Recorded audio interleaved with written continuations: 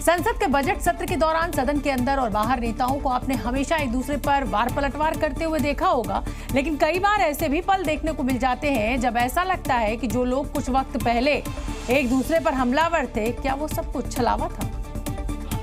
ऐसा ही एक वीडियो वरिष्ठ बीजेपी नेता रविशंकर प्रसाद और समाजवादी पार्टी के नेता रामगोपाल यादव का सामने आया, जब संसद परिसर में दोनों हंसी ठिठोली करते हुए मिलते हैं। रविशंकर प्रसाद हंसते हुए रामगोपाल यादव को कसकर पकड़ लेते हैं और एक दूसरे से मजाक करते हैं। मजाक में वो एक दूसरे को क्या कहते हैं, आप भी सुनिए। बढ़िया आदमी है, कोई बात नहीं, ये गिरफ्तार कर सकते हैं, ऐसा है। गिरफ्तार भी मैं ही करूंगा, बेल भी मैं ही दिलवाऊंगा। और इस मजाकिया तंज के बाद रविशंकर प्रसाद ठहाका मार के हंसने लगते हैं। बीजेपी नेता रामगोपाल यादव का हाल पूछते हैं और संसद की कार्यवाही के लिए शुभकामनाएं देते हैं।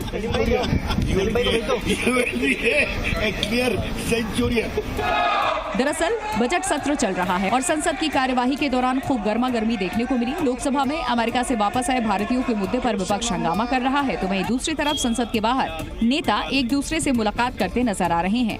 इस दौरान रामगोपाल यादव और रविशंकर प्रसाद की संसद परिसर में ठिठोली चर्चा का विषय बन गई।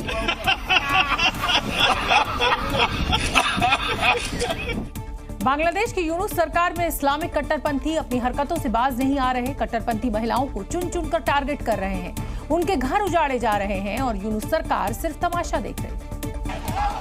और बांग्लादेश में महिलाओं के साथ बर्बरता की एक ऐसी ही और तस्वीर राजधानी ढाका से सामने आई, जहां कट्टरपंथियों की जमात एक महिला के साथ बर्बरता करती हुई दिखाई दी। कट्टरपंथी जमात की बर्बरता झेल रही महिला का कसूर सिर्फ इतना है कि इसने शेख हसीना की पुश्तैनी घर पर हुए हमले के विरोध करते हुए बस इतना कहा कि बिल्डिंग नंबर 32 को गिराना सही नहीं। फिर क्या था, कट्टरपंथी जमात के लोग आतंकी जैसे पागल हो गए और महिला पर हमला बोल दिया।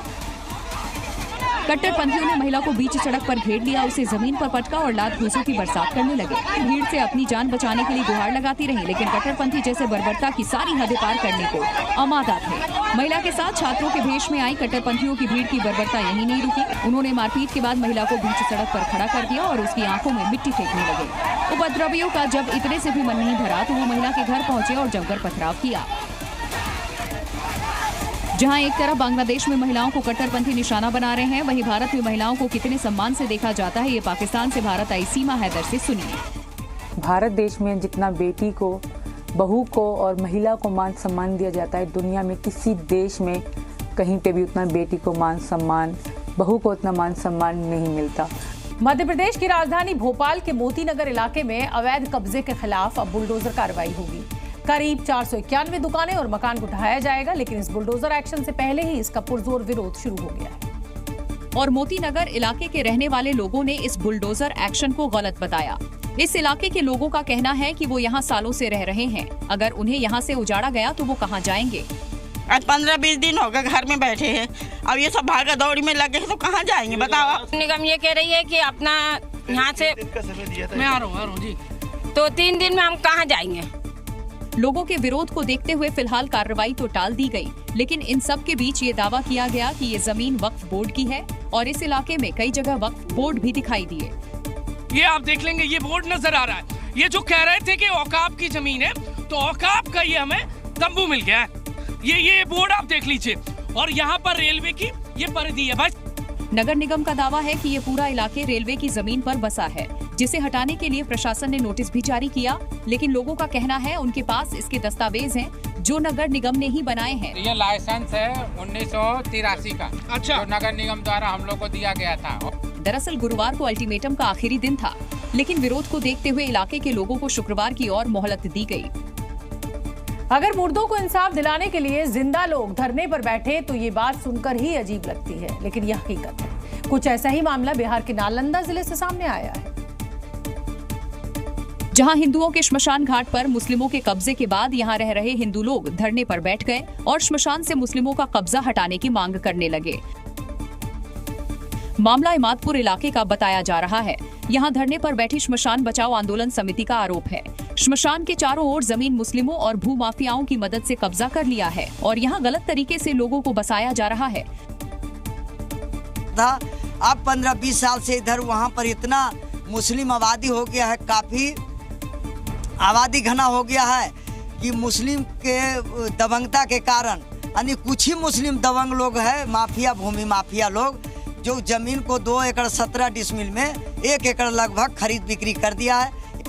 श्मशान के कब्जे हटाने की मांग को लेकर धरने पर बैठे लोगों ने नालंदा डीएम से गुहार लगाई और श्मशान से अवैध कब्जा हटवाने की मांग की। डीएम ने गांव वालों को जांच के बाद कार्रवाई का भरोसा दिया है। उन्होंने एक कमेटी बनाई है जो जांच कर रही है कि उस भूमि का प्रकार क्या है और वहाँ किस तरह की दिक्कत है। तो 15 दिन का समय दिया गया है। 15 दिन में वो कमेटी रिपोर्ट करेगी और अगर श्मशान की भूमि पर अतिक्रमण होगा तो उसको खाली कराया जाएगा। महाकुंभ में एक बार फिर आज आग लगने की घटना खड़ी हुई। आखिर महाकुंभ में बार बार आग क्यों लग रही है? इसके पीछे कोई साजिश तो नहीं है? 144 साल बाद प्रयागराज में लगे महाकुंभ में आग लगने की ये तीसरी घटना है। 19 जनवरी 2025 को सेक्टर 19 में पहली आग लगी, जिसमें 200 से ज्यादा टेंट जलकर राख हो गए। दूसरी आग की घटना 30 जनवरी को हुई। यहाँ सेक्टर 22 में कई पंडालों में आग लग गई थी। इस आग में 15 टेंट जलकर खाक हो गए थे। तीसरी घटना 7 फरवरी यानी आज सेक्टर 18 में एक शिविर में लगी। इस बार की घटना में भी कई टेंट जलकर राख हो गए। ये वो 3 तस्वीरें हैं जब महाकुंभ क्षेत्र के अलग अलग इलाकों में आग लगी। पिछले 20 दिनों में महाकुंभ में आग की ये तीसरी घटना है। तो देखिए आग के लपटे और उनके बीच से निकलता काला धुआं। ये तस्वीरें बता रही हैं कि आग कितनी भयानक होगी। दरअसल आज महाकुंभ के मेला क्षेत्र के सेक्टर 18 में आग लगी थी, जिस पर समय रहते काबू पा लिया गया। सेक्टर 18 के शंकराचार्य मार्ग पर लगी आग हवा के साथ भड़कती जा रही थी। आग की जानकारी जैसे जैसे लोगों को लगी तो महाकुंभ परिक्षेत्र में हड़कंप मच गया। लोग इधर उधर भागते नजर आए। इस आग में 22 से ज्यादा टेंट जलकर खाक हो गए। आग की सूचना फायर ब्रिगेड को दी गई, जिसके बाद घटनास्थल पर कई गाड़ियां पहुंची और आग बुझाने में जुट गई। हालांकि राहत की बात यह है कि आग में कोई बड़ा नुकसान नहीं हुआ। प्लीज, सब चीजें कंट्रोल में है। आग लगी थी, अब सब चीजें कंट्रोल में है। कोई इंजरी नहीं है, कोई कैजुअल्टी नहीं है, सभी चीजें कंट्रोल में है। आपसे अनुरोध है कृपया करके असेंबलिंग पॉइंट पे पहुंचे। आग लगने का कारणों का अभी तक पता नहीं चल पाया। हालांकि हर बार प्रशासन की मुस्तैदी से आग पर तो काबू पा लिया गया, लेकिन बार बार अग्निकांड की घटनाएं सवाल जरूर खड़े कर रही हैं। उत्तर प्रदेश के कौशाम्बी से मारपीट की घटना सामने आई। यहाँ दावा किया जा रहा है कि महाकुंभ से लौटते वक्त कुछ लोगों ने गाड़ी पर हमला बोल दिया और फिर मारपीट करने लगे। घटना की तस्वीर भी सामने आई है, जिसमें कुछ लोग कार सवार के साथ मारपीट करते दिख रहे हैं। गाड़ी के शीशे तोड़ दिए और जमकर हंगामा किया। मारपीट की वजह फिलहाल साफ नहीं है, लेकिन इस घटना का किसी ने वीडियो बनाकर वायरल कर दिया, जिसके बाद अब पुलिस मामले की जांच कर रही है। पीड़ित का कहना है कि वो महाकुंभ से अपने घर फतेहपुर जा रहा था, लेकिन रास्ते में कुछ लोगों ने उसे घेर लिया और फिर मारपीट करने लगे। इस दौरान कुछ लोगों ने पत्थर भी बरसाए, जिसकी वजह से उनकी गाड़ी के शीशे टूट गए। अब इस घटना को लेकर पुलिस से शिकायत की है। वीडियो के आधार पर पुलिस आरोपियों को हिरासत में ले चुकी है, जिनसे पूछताछ चल रही है।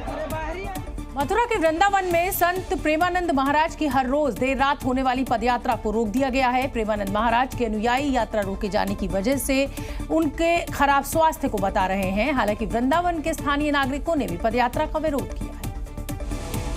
और संत प्रेमानंद महाराज के रात्रि दर्शन और पद यात्रा के खिलाफ स्थानीय लोग सड़कों पर उतर आए। विरोध करने वालों में भारी संख्या में महिलाएं भी शामिल थीं, जो पोस्टर बैनर के साथ प्रेमानंद महाराज की यात्रा के विरोध के दौरान नारेबाजी करती हुई दिखी। प्रेमानंद महाराज की पद यात्रा के विरोध में NRI ग्रीन कॉलोनी के लोगों ने बैठक की।